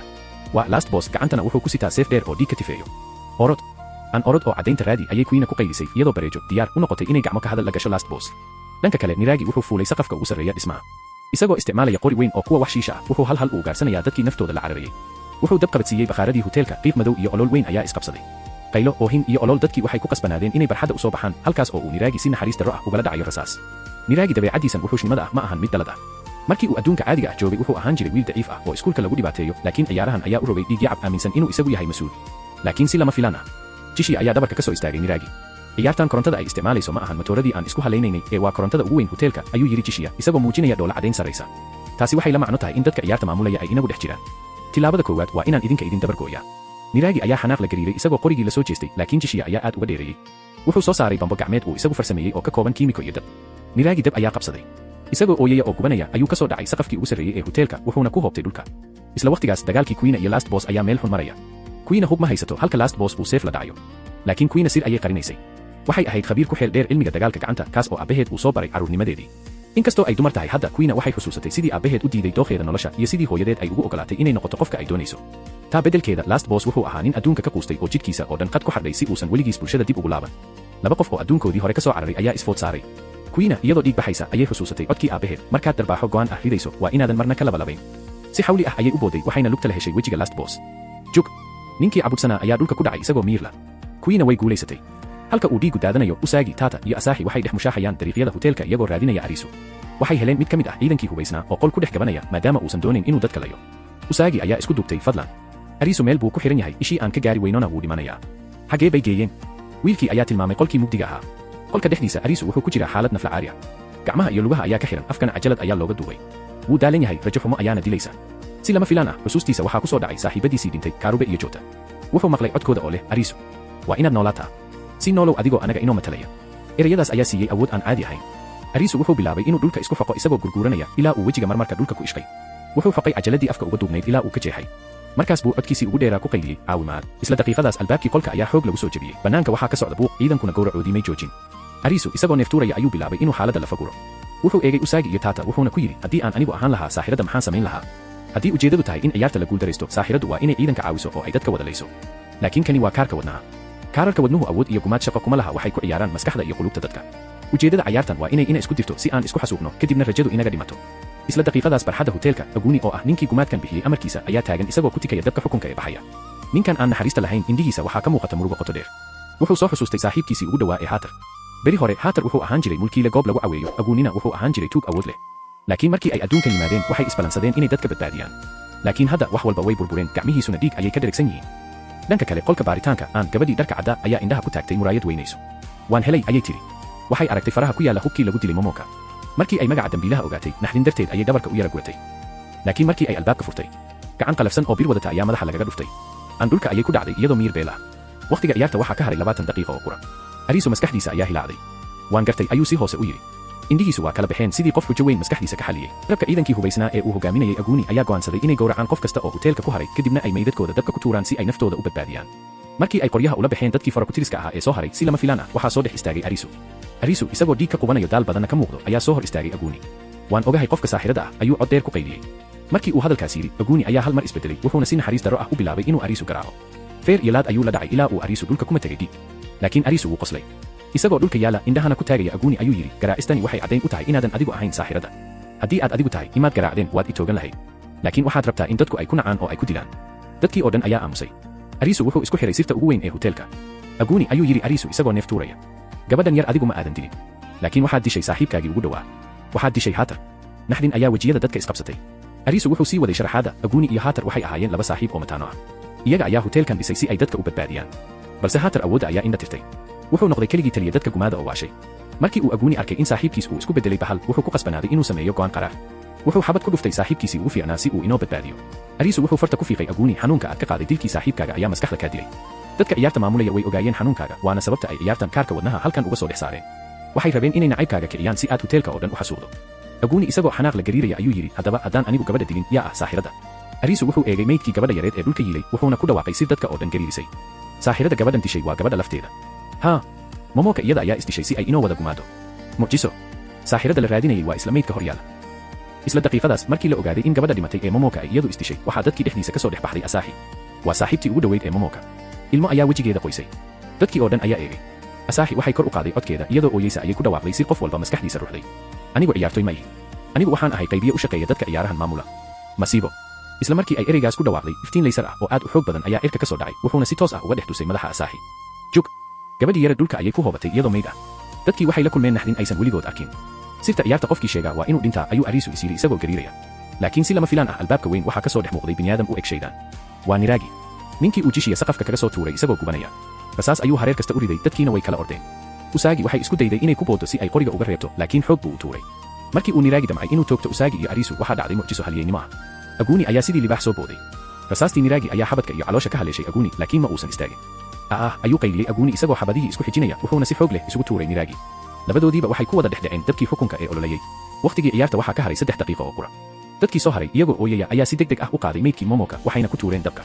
telefoonadii ayaa wada dhacay ciyaartu way dhamaatay waa lagu guulaystay dadkii way badbaadeen balse hoteelkii weynaa wuxuu isku bedelay dambas iyo qabuuraha boqolaal qof oo isku xasuuqay ciyaartii dhiigga badnayd way soo dhamaatay jishiya wuxuu si degan u hor istaagay miiskii weynaa wuxuuna soo aruuriyey dhammaan kaararkii turubka kaar kasta oo nambar ah hadda gacantooda ayuu ku jiraa waa la wada helay maxaa xigi doona ayuu isweydiiyey dhanka kale ariiso isagoo dhex socda burburkii hoteelka ayaa wuxuu dhulka ka helay telefoonkii gabadhii dhimatay ee Asaahi markii uu furay wuxuu arkay muuqaal qarsoon oo ay iska duubeen Asaahi iyo momoka muuqaalka dhexdiisa labada gabdhood waxay ku ooyayaan dhul hoostiis Asaahi ayaa leh waxaan nahay qaybiyayaal maalin walba anaga ayaa dejina ciyaaraha lagu leynayo dadka mararka qaar waxaan jilnaa inaan nahay ciyaartoy si aan buuq u kirinno waxaana nala socda kamarado haddii aan sirta sheegnona waa nala dilayaa gabdhuhu waxay muujiyeen inay damiir ahaan u xanuunsadeen dhiigga maalin walba daadanaya taasina waa sababtii ay momoka nafteeda u hurtay muuqaalka gudihiisa waxay tuseen waddo qarsoon oo aada xarunta dhexe ee maamulka ciyaaraha ariiso iyo Usaagi iyagoo aamusan ayaa raacay jidkii fiidiyowga ku cadday waxay u degeen dhulka hoostiisa waddo mugdi ah oo ay mashiinno waaweyn ku jiraan markii ay fureen albaab weyn argagax qol weyn oo ay ka buuxaan shaashado kumbuyuutarro iyo koronto ayaa hor yimid laakiin waxa ugu xun waxay ahayd dhammaan dadkii xaruntan ka shaqaynayay ee ciyaarta maamulayay way wada dhinteen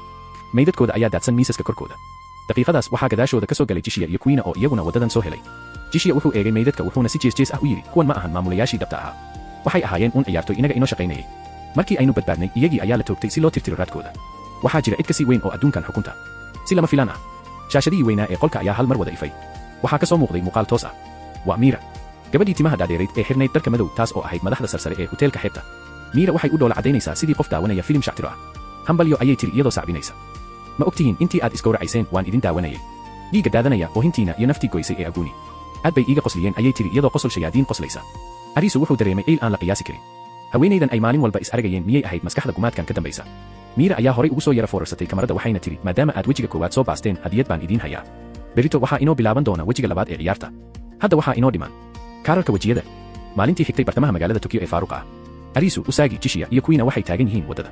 Irka ayaa hal mar isbedelay, bululeer aad u waaweyn ayaa hawada lagu riday. Markii ay irka eegeen waxay arkeen buufimooyin waaweyn oo magaalada dul heehaabaya.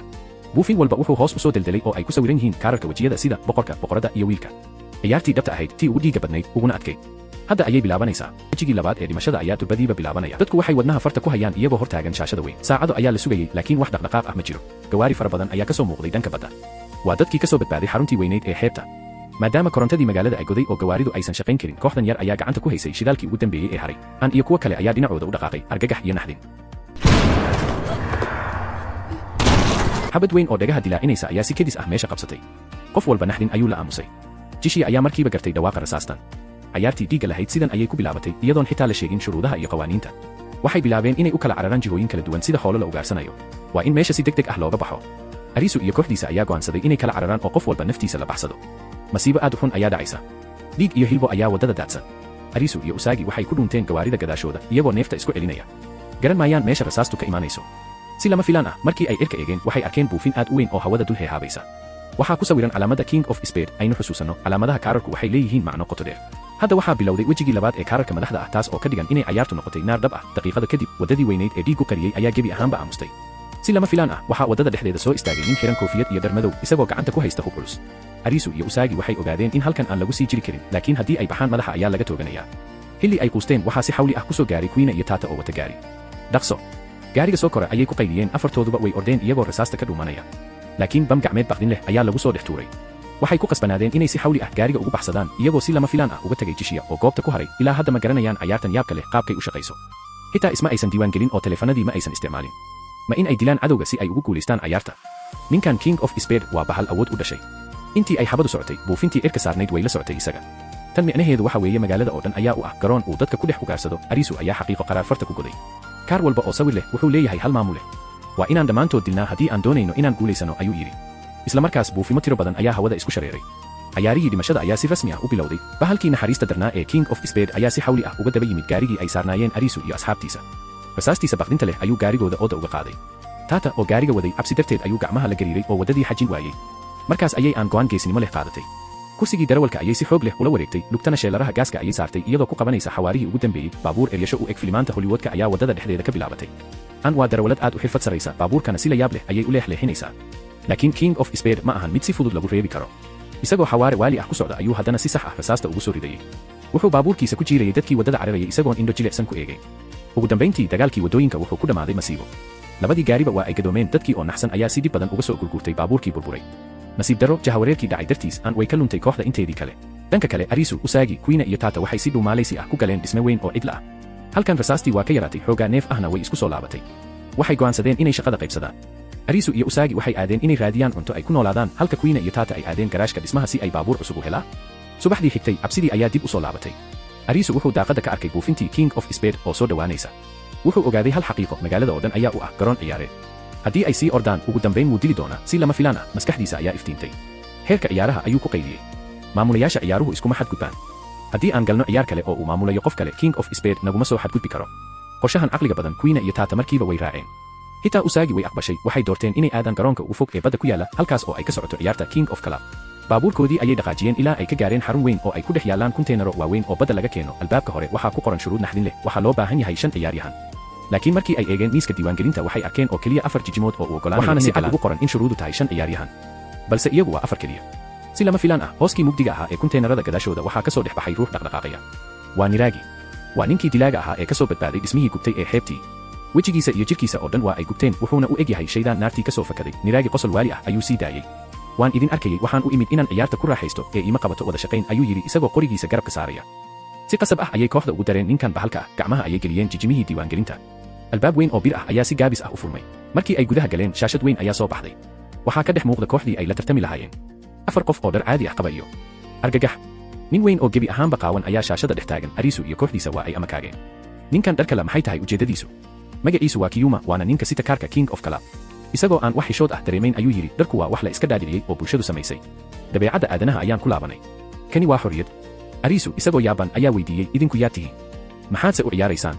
Kiyuma ayaa ku jawaabay erayo wadnaha gooyey, waxaan nahay muwaadiniinta Borderland. Masiibo. Arisu wuxuu isla markiiba fahmay in kaararka wajilaha ah aan lala ciyaarayn dad sidooda oo kale la soo afduubay, balse lala ciyaarayo raggii dalkan iska lahaa.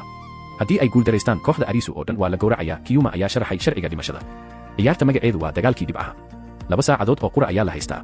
koox kasta waxay leedahay 10,000 oo dhibcood. waa in dhibcahaas loo qaybiyaa 5 qof ee kooxda ku jirta, qofkiina uusan ka yaraan 100 dhibcood. sidee dhibcaha loo kordhiyaa? waa in aad cadowga raadisaa oo aad gacan la gashaa. qofkii dhibco badan ayaa guulaysanaya isagoo dhacaya 500 oo dhibcood. laakiin waa dagaal indho la'aan ah. ma ogid cadowga dhibcihiisa inta aadan taaban. haddii ay koox istaabato dhibcahoodu way midoobayaan si ay u xoogaystaan. waxa kale oo jirta xarunta hoose. haddii aad dhex gasho xero ciidameedka cadowga oo aad taabato xaruntooda, waxaad helaysaa 10,000 oo dhibcood. laakiin halis weyn ayaa ku jirta. qofka ilaalinaya xaruntiisa haddii uu xarunta gacanta ku hayo, dhibcihiisu waxay noqonayaan xad dhaaf. haddii uu ku taabto adigoo soo weeraray, waxaad waayaysaa 10,000 oo dhibcood. haddii dhibcahaagu ay eber ka hoos maraan, madaxa ayaa lagaa gubayaa. isla markiiba waad dhimanaysaa. intaan ciyaartu bilaaban, Arisu wuxuu Kiyuma weydiiyey su'aashii ugu weynayd noloshooda: haddii aan ciyaaraha oo dhan dhammayno, guryahayagii ma ku laabanaynaa? Kiyuma isagoo dhoola cadaynaya ayuu yidhi, dunidan ayaa ah midda dhabta ah. haddii aad doonaysaan xaqiiqada, si dhab ah noola dagaalama oo nafta haliga. wakhtigii qorshaha ayaa la gaaray. sidee 10,000 oo dhibcood loogu qaybiyaa 5 qof? haddii si siman loo qaybiyo, fursad loogu guulaysto dagaal gacanka hadal ah ma jirto. Arisu wuxuu sameeyey xisaab caqli badan. Usagi iyo Kuina oo orodka ku dheereeya min 300 ayaa la siiyey si ay u cararaan. Arisu iyo Niragi oo dagaalka foolka ah gala waxaa la siiyey min 4,600 iyo 4,700. Tata oo ugu awood yar kooxda wuxuu noqday ilaaliyaha xarunta, wuxuuna qaatay dhibcihii ugu yaraa oo ahaa 100 keliya. qorshuhu waa in kuwa dhibcaha yar iyo kuwa dhibcaha badan ay isla socdaan si ay iskugu dheeli tiraan. dhawaaqii foorida ayaa yeeray. ciyaartii maskaxda iyo nafta lagu kala iibsanayay ayaa si rasmi ah u bilaabatay. heeladii Arisu si yaab leh ayay u shaqaysay. markii ay 2 qof israacaan, cadowgu wuxuu arkayay oo keliya dhibcahooda oo isku daray. intii ay ciyaartu socotay, Arisu iyo Kuina waxay si lama filaan ah u heleen mid ka mid ah qalabkii qarsoonaa, kaas oo markiiba siiyey 2,000 oo dhibcood oo dheeraad ah. fursad weyn. laakiin farxadoodii ma raagin. si kedis ah waxaa hor istaagay ninkii dharka la'aa ee Kiyuma. intaas kuma ekaan, wuxuu dalbaday inuu gacan la galo Arisu wuu yaabay. wuxuu xisaabiyey in isaga iyo Kuina ay wada haystaan 6,900 oo dhibcood. dhinac kasta oo loo eego, Kiyuma ma guulaysan karo. ninkani miyuu waashay? ayuu hoos u yidhi Arisu, laakiin intaan la istaaban, Kiyuma wuxuu eegay Arisu indhihiisa, isagoo dhoola cadaynaya ayuu yidhi, kooxdayda waan isqabannaa mararka qaar, laakiin weligeen isma tuurno. hogaamiyaha dhabta ah ma ahan mid qasab ku maquuniya dadkiisa. waa inuu dhegaystaa, waana inuu wakhti siiyaa. hadalkani wuxuu si toos ah u taabtay wadnaha Arisu, isagoo dib u xusuusiyey saaxiibadiisii dhintay. Arisu wuxuu aqbalay loolankii. gacanta ayuu saaray Kiyuma guul. Arisu ayaa badiyey. wuxuu Kiyuma ka qaatay 500 oo dhibcood. laakiin Arisu wuu jaha wareeray. sidee bay kooxda Kiyuma u leeyihiin dhibco aad u hooseeya? Kiyuma ayaa si degan u sharaxay, dhammaanteen waan simannahay. nolosha iyo geerida ayaan wadaagnaa. waxay si siman u qaybsadeen dhibcahooda, qof walbana 2,000 ayuu qaatay. waa xiriir iyo kalsooni ka baxsan caqliga bini'aadamka. dhanka kale, Usagi iyo Niragi waxay dejiyeen dabin dilaa ah. Usagi ayaa iska dhigaysa inay keli tahay si ay cadowga u soo jiidato. marka uu cadowgu soo dhowaado, Niragi ayaa si dhuumaalaysi ah uga soo dhex baxaya meel mugdi ah oo ay ku midoobayaan. heeladan fudud waxay siiyeen guulo isdaba joog ah. dhibcaha kooxda Arisu waxay gaareen heer ay cadowga uga sarreeyaan 6,000 oo dhibcood. qof walba wuxuu dareemay in ciyaartu dhammaatay. miyuu kaarka King of Club intaan uun awood leeyahay? ayuu isweydiiyey Arisu. laakiin ma oga. masiibo ayaa soo socota geeska kale ee garoonka. Tata wuxuu si cidnimo ah u dhex taagan yahay xarunta hoose. si lama filaan ah. argagax. wuxuu arkay 4 qof oo ka tirsan kooxda Kiyuma oo si xawli ah ugu soo ordaya dhankiisa. Tata cabsi darteed ayuu wadnihii istaagay. si degdeg ah ayuu gacanta u saaray tiirka xarunta, wuxuuna helay awooddii ugu sarraysay ee xad dhaaf. qof walba oo uu hadda taabto wuxuu toos u tegayaa naarta, laakiin kooxda Kiyuma ma istaagin. gabadh ka mid ah kooxda ayaa si indho la'aan ah isugu soo tuurtay Tata. Tata ayaa isdifaacay oo taabtay iyada birqabe. electric shock xoog badan ayaa goobta ruxay. gabadhii dhibcaheedii waxay noqdeen eber ka hoos. iftiin laysar ah ayaa markiiba cirka ka soo dhacay oo madaxa ka gubay gabadhii, laakiin naxdin. Tata markuu taabtay iyada, jijintiisii waxay gashay xaalad qaboojin inactive. ma awoodo inuu qof kale taabto. intii uu jaha wareersanaa, Kiyuma iyo 2 qof ee kale ayaa soo hormaray, waxayna gacmaha saareen xaruntii Arisu. mucjiso iyo xanuun. saddexdoodii qof waxay wada heleen min 10,000 oo dhibcood. kooxda Arisu hal ilbiriqsi gudaheed ayay kaga hoos mareen cadowga. Niragi markuu arkay natiijada shaashada, carada ayuu la waashay. Arisu hadda ayuu fahmay qorshaha foosha xun ee Kiyuma. kalsoonidoodu waxay ahayd mid aad u sarraysa oo ay ogolaadeen inay hal qof huraan si ay saddexda kale ugu guulaystaan dhibcaha waaweyn. hadda 3 qof oo ka mid ah kooxda Kiyuma waxay wataan dhibco ka badan 10,000. dhanka dagaalka gacanka hadalka ah, guul lagama gaari karo. wakhtigii haray waa 1 saac oo qura. xaaladdu waxay isku beddeshay mid rajo xumo ah. dhibcihii ayaa si xawli ah u kala fogaaday. Usagi iyo Kuina waxaa dagaal gacanka hadal ah kaga adkaaday kooxdii Kiyuma, midkiiba wuxuu waayay 500 oo dhibcood. Arisu isagoo quusanaya ayuu orday, wuxuuna helay sanduuqii ugu dambeeyey ee qalabka qarsoon oo dhibcihiisu gaarayaan 3,000. laakiin intii uusan taaban, gacan kale ayaa taabatay. waa Kiyuma. ninkani wuxuu si indho la'aan ah isaga soo dhex muuqday garoonka. tani waxay ka dhigan tahay hal shay. xaruntii kooxda Kiyuma cidna ma ilaalinayso. laakiin Kiyuma si fiican ayuu u ogaa in Arisu iyo kooxdiisu aysan ku dhiiran karin inay weeraraan xaruntooda mar haddii ay arkeen dhimashadii naxdinta lahayd ee saaxiibkood. wakhtigu waa dhammaanaya, ayuu yidhi Kiyuma isagoo muujinaya kalsooni buuxda. waxaan leenahay 12,000 oo dhibcood oo dheeraad ah. Usagi waxay haysataa 50 dhibcood oo qura. itu sidaad u noolaan lahayd. 23 daqiiqo oo qura ayaa hartay. Arisu maskaxdiisa ayaa wareegtay. wuxuu eegay jijinta Tata oo ah qaboojin, wuxuuna la yimid qorshe waali ah oo geeri iyo nolol u dhexeeya. waxaan weeraraynaa xaruntooda, ayuu ku qaydiyey. qof walba wuu naxay. tani miyaanay ahayn isdilid cad? laakiin intii ay sugi lahaayeen in laysarku cirka ka soo gubo inay dagaalamaan ayaa roon. Tata ayaa ku haray xaruntooda, halka Arisu, Usagi, Kuina iyo Niragi ay u dhaqaaqeen dhanka cadowga. Usagi oo leh xirfad orod iyo kaboodid aad u sarraysa ayaa kooxdii Kiyuma ku weerarisay kunteenarada dhexdooda si ay indhaha uga weeriso. Dagaal foolka fool ah oo 3-3 ah ayaa halkaas ka dhacay.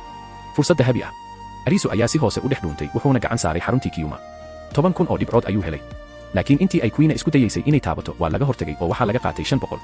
Xitaa dadaalkaas kadib weli waxay ka hooseeyaan 3,000 oo dhibcood. Rajo dambe ma jirto. Usagi iyadoo ilmeynaysa balse aan isdhiibayn ayay soo heshay qalab qarsoon oo qiimihiisu yahay 2,500. Waa guul yar laakiin weli waxay u baahan yihiin 500 oo dhibcood. 10 daqiiqo ayaa hartay. Masiibo kale ayaa dhex dooratay. Niragi isagoo og inuu dhimanayo ayuu soo saaray dabeecadiisii shaydaannimada ahayd. Wuxuu dhulka ku tuuray Usagi isagoo isku dayaya inuu kufsado daqiiqadaha ugu dambeeya ee noloshooda. Balse Arisu ayaa soo gaaray oo si xoog leh uga soo fujiyay bahalkaas. Arisu wuxuu u lugeeyay dhanka xeebta isagoo hor istaagay Kiyuma. Waan dhimanaynaa waan ogahay ayuu yiri Arisu isagoo codkiisu hooseeyo. Laakiin geeridayda ka hor ma ii sheegi kartaa xaqiiqada dunida. Ugu yaraan gacan ma isqaadnaa sidii laba nin oo cadow ah oo is ixtiraamaya. Kiyuma wuxuu eegay indhaha madow ee Arisu. Naxariis iyo qadarin ayaa wejigiisa ka muuqatay. Wuxuu ogolaaday codsigii ugu dambeeyay ee Arisu. Gacanta ayuu soo taagay. Laakiin mucjiso. Shaashadii weynayd ee garoonka ayaa si waali ah u qaylisay. Kiyuma indhihiisu waa ay soo baxeen markuu arkay dhibcaha Arisu. Waa awood ka baxsan caqliga bini'aadamka. Sidee bay waxani ku dhaceen? Dhacdo naxdin iyo iimaan leh ayaa soo laabatay dhowr daqiiqo ka hor. Arisu markuu xarunta ku laabtay wuxuu arkay Tata oo gacantiisa ku dhex burburinaya albaab bir ah oo culus. Dhiig ayaa faraha ka baxaya lafaha ayaa jabaya. Arisu ayuu Tata ku qayliyay isagoo ooyaya. Heerarkuma oran ma fujin kartid jijinta. Ijar gacanta. Gacantayda jar oo jijinta la orod. Waxay leedahay 10,000 oo dhibcood. Tani waa sida kaliya ee aad ku guulaysan kartaan. Nolosha dhabta ah waxba ma ihi laakiin halkan maanta waxaan doonayaa inaan hal mar geesi noqdo. Fadlan gacanta iga jar. Arisu isagoo wadnuhu dhiigayo indhahana xiranaya ayuu bir weyn soo qaatay oo gacantii Tata gooyay. Waa xanuun aan la qiyaasi karin. Arisu wuxuu jijintii Tata ku dhex qaatay gacmihiisa isagoo ula orday dhanka Kiyuma si labadooda dhibcood ay isugu darsamaan inta lagu guda jiro gacan qaadka. Kiyuma isagoo dhoola cadaynaya ayuu eegay Arisu. Wuu fahmay xaqiiqada dhiigga leh ee dhacday. Kama xumi inaan dhinto waxaan ka xishoonayaa kaliya inaan wejigooda eego saaxiibadayda dhintay ayuu yiri Kiyuma. Arisu ayaa garowsaday hal xaqiiqo oo naxdin leh. Idinku horay ciyaartoy baad u ahaan jirteen soo maahan. Haddii aan dhammaan ciyaaraha dhamayno waxaan noqonaynaa uun muwaadiniinta dalkan jinka ah. Kiyuma ma dafirin. Wuxuu ku yiri uun raadi jawaabtaada iyo sababta aad u nooshahay. Iftiin weyn ayaa cirka ka soo dhacay. Kiyuma iyo kooxdiisii oo dhan ayaa madaxa laga gubay. Buufintii King of Club ee cirka saarnayd ayaa qarax weyn samaysay oo holac isku beddeshay. Ciyaartii waa la guulaystay. Balse qiimaha lagu guulaystay wuxuu ahaa mid aad u qaali ah. Dhanka kale xabsi weyn oo mugdi ah oo ku yaala magaalada dhinaceeda kale waxaa ka bilaabanaysa ciyaartii ugu qaraarid uguna bahalsanayd dalkan. Kani ma ahan tartankii caadiga ahaa ee lagu tijaabinayay xoogga ama orodka balse waa ciyaar loogu talagalay in lagu baabi'iyo kalsoonida bini'aadanka lana soo saaro foolxumada ku qarsoon qalbiyada dadka. Waa ciyaarta Jack of Heart. Dadka ciyaaraya waa ku dhawaad 10 iyo dhowr qof oo isugu jira rag iyo dumar. Mid kasta oo iyaga ka mid ah waxaa qoorta looga xiray bir wareeg ah oo elektaroonig ah. Birtaas qaybteeda dambe oo ah qoorta korkeeda waxaa ku qoran astaanta mid ka mid ah kaararka ciyaarta Heart, Diamond, Spade ama Club. Waxaa jira hal sharci oo adag ma eegi kartid astaanta qoortaada ku taal mana isticmaali kartid muraayad ama wax kasta oo ku tusaya. Waxaad u baahan tahay oo kaliya inaad qof kale weydiiso waxa qoortaada ku qoran. Xubnaha ciyaarta waxaa ka mid ah Jishiya. Jishiya indhihiisu waa kuwa fiiqan wuxuuna si aamusnaan ah u fiirinayaa jilayaasha kale ee goobta jooga. Magaca ciyaartan waa qolka kelinimada. Sharcigu waa mid fudud saacad kasta waa inaad gashaa qol yar oo xabsi ah oo aad halkaas ka sheegtaa astaanta qoortaada ku qoran. Haddii aad saxdo waad noolaanaysaa ilaa wareegga xiga. Haddii aad qalado birta qoorta kuugu xiran ayaa qarxaysa madaxaagana wuxuu noqonayaa dhiig iyo lafo firiray. Ciyaartu ma dhammaanayso ilaa uu dhimanayo ninka qabanqaabiyaha ah ee loo yaqaan Jack of Heart kaas oo isna dhex fadhiya ciyaartoyda laakiin cidna aysan aqoon u lahayn. Inta uu isagu nool yahay ciyaartu way soconaysaa. Cunto iyo biyo ku filan ayaa meesha yaala fiisaha dadkana wuu istaagay si aysan u dhiman inta ciyaartu socoto. Jishiya wuxuu dareemay in meesha ay ka bilaabanayso been iyo dhagar. Gabadh timaha soo xiratay ayaa soo jeedisay in koox weyn la samaysto si qof walba qofka kale u caawiyo. Dad badan ayaa raacay laakiin Jishiya wuxuu arkayay in qof kasta uu midka kale ka shakisan yahay. Waxaa meesha joogay nin xoog badan oo dadka u hanjabaya iyo nin kale oo u muuqda sirdoon oo magaciisa la yiraahdo Enji. Sidoo kale waxaa goobta ku jiray nin gacan ku dhiigle ah oo caan ah kaas oo magaciisa la yiraahdo Sakata. Ciyaartii ayaa bilaabatay. Wareegii koowaad qof walba wuxuu helay qof uu ku kalsoonaado. Laakiin kalsoonidaas ma mid dhab ah baa. Si lama filaan ah waxaa dhashay iska hor imaad. Ninkii xoogga badnaa wuxuu bilaabay inuu dadka kale jujuubo. Sakata oo ah ninka qofka dilaaga ah ayaa ninkii kale ee la dhibayay ku yiri u sheeg astaanta khaldan. Ninkii yaraa isagoo gariiraya oo baqaya ayuu ninkii xoogga badnaa u sheegay in qoortiisu tahay Spade balse runtu waxay ahayd inuu leeyahay Diamond. Jishiya wuxuu taagnaa meel fog isagoo fiirinaya masiibada soo socota. Saaxiibkiis ayaa rabay inuu u tago oo u sheego runta ninka xoogga badan laakiin Jishiya ayaa gacanta qabtay oo yiri hadda ayay ciyaartu si rasmi ah u bilaabatay. Ninkii xoogga badnaa markuu qolka galay oo uu sheegay astaantii khaldanayd birta qoorta ayaa qarax weyn ku samaysay. Kani wuxuu ahaa dhiiggii koowaad. Cabsi weyn ayaa ku dhalatay dadkii kale. Gabadhii timaha xirnayd ayaa bilowday inay dadka kale isku dirto iyadoo rabta inay tirtirto qof kasta oo ay u malaynayso inuu yahay Jack of Heart. Wareegyo badan kadib kalsoonidii gebi ahaanba way duntay. Dadka waxay bilaabeen inay midba midka kale u sheego been si ay isku dilaan. Saaxiibkii Jishiya wuxuu u adkaysan waayay foolxumada bini'aadanka. Isagoo quus taagan ayuu go'aansaday inuu isdilo wuxuuna isku dhex qarxiyay qolkii xabsiga. Hadda Jishiya wuxuu noqday qof kaliya ah. Dadka ka haray ciyaarta waxay ahaayeen 5 qof oo kaliya. Jishiya wuxuu bilaabay inuu baaritaan ku sameeyo Enji iyo Sakata. Wuxuu u tagay Enji isagoo leh saaxiibkaaga Sakata waa gacan ku dhiig leh ma isaga ayaad ku kalsoon tahay. Saacadu markay dhamaatay waxaa dhacay qaraxyo isdaba joog ah. Inji ayaa qolka ka soo baxay isagoo qoslaya wuxuuna u qaatay inuu isagu guulaystay. Laakiin si lama filaan ah waxaa hortiisa ka soo muuqday Jishiya isagoo weli nool. Maxaa dhacay ayuu weydiiyey Inji isagoo naxsan. Jishiya ayaa si tartiib ah ugu soo dhawaaday. Waan ogaa inaanad cidna ku kalsoonayn ayuu yidhi. Adiga ayaana ah Jack of Heart soo ma ahan. Jishiya wuxuu hor istaagay Inji isagoo indhaha ku gubaya. Ma ogaatay sababta aad u fashilantay ayuu yidhi Jishiya. Jishiya wuxuu sharaxay sirtii ugu weynayd. Wuxuu ogaaday in Inji iyo gabadhii kale ay maalin kasta qaadan jireen nacnac isku mid ah. Midabka nacnaca ay doortaan ayaa ahaa koodhka ay isugu sheegayaan astaanta qoortooda Heart, Diamond, Spade ama kala. Inji markuu maqlay inuu gebi ahaanba fashilmay, indhihiisii ayaa isbedelay. Ninkii dilaaga ahaa ee sakata isnama uusan bixin wax macluumaad ah, wuxuuna doortay inuu isqarxiyo. Jack of Heart waa uu dhintay. Ciyaartii xabsiga waa ay dhamaatay. Laakiin sirta ku saabsan dunidan weli waa qarsoodi. Dhanka kale Arisu iyo Usagi waxay dhex marayeen kaymo ay dhiftoodu si la yaab leh u kortay. Waxay heleen kaamiro duug ah oo uu lahaa nin sawir qaade ah oo dhintay. Markay daareen waxay arkeen muuqaal naxdin leh. Sawir qaaduhu wuxuu sheegay in saraakiisha ciyaarta ay dhammaan yihiin dad arkay wax u eg bandhig dab oo irka ka soo baxay. Hadalkii uma dhammaan. Xabad ayaa madaxa kaga dhacday sawir qaadihii.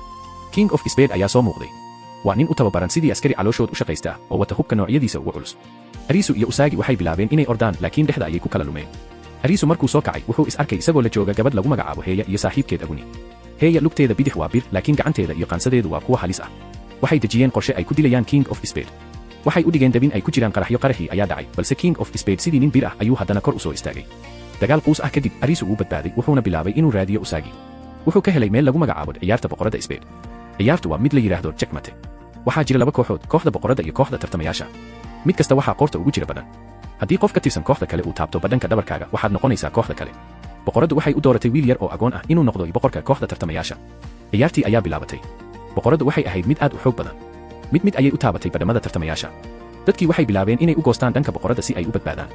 Markii la gaaray wareegii 11aad waxaa kooxda tartamayaasha ka haray 3 qof oo kaliya, Arisu, Usagi iyo wiilkii yaraa. Arisu wuxuu bilaabay inuu dadka la hadlo. Ma waxaad rabtaan inaad weligiin halkan ku xirnaataan ayuu ku qayliyey. Codkiisii iyo dhiiranaantii Usagi waxay isbeddel ku samaysay qalbiyada dadka. Wareegii ugu dambeeyey dadkii goostay ayaa hal mar dib u soo laabtay. Waxay iskugu duubmayn sidii ay u badbaadin lahaayeen wiilka yar. Natiijadu waxay noqotay 9-10. Boqoradii Spade waa laga adkaaday. Diyaaradii buufinka ahayd ee korkooda joogtay ayaa qaraxday. Kadib markii ay ciyaartaas ka soo baxeen, Arisu iyo Usagi waxay heleen meel biyo kulul ah. Waxay iska dhaheen wasakhdii, jacaylkooduna halkaas ayuu ku xoogaystay. Dhismaha weyn ee maxkamadda sare ee magaalada Tokyo, halkaas oo ay ahayd in cadaaladda lagu kala baxo, waxaa hadda ka socota ciyaartii ugu maskaxda badnayd uguna argagaxa badnayd. Waa ciyaarta King of Diamond. Maamulaha ciyaartani waa Kuzuryu, ninkii horay madaxda uga ahaa xaruntii xeebta. Sharciga ciyaartani waa miisaanka cadaaladda. Waa 5 ciyaaryahan oo qura, qof walbana madaxiisa waxaa ka lalmada miisaan weyn oo ay ka buuxdo ashito hilibka iyo lafaha gubaysa. 3 daqiiqo gudahood ciyaaryahan walba waa inuu doortaa tiro u dhaxaysa eber ilaa 100. Talaabada xigta waa in dhammaan tirooyinka la isku daro, la qaado celceliskooda, kadibna lagu dhufto eber dhibic 8. Qofkii ugu dhawaada tirada soo baxda ayaa guulaysanaya, inta kalena waxaa laga jarayaa min 1 dhibic. Qofkii laga jaro 10 dhibcood. Miisaanka ayaa dhankiisa u soo janjeersanaya, ashitadana madaxa ayaa lagaga shubayaa. Jishiya isagoo qabow oo fakaraya wuxuu ogaaday in ciyaartani aysan ahayn mid xisaab qura ah, balse ay tahay mid lagu akhrinayo maskaxda aadanaha. Wareegyadii hore markii ay dhamaadeen 2 qof ayaa ashitadii lagu shubay. Hilibkoodii ayaa dhalaalay iyagoo nool.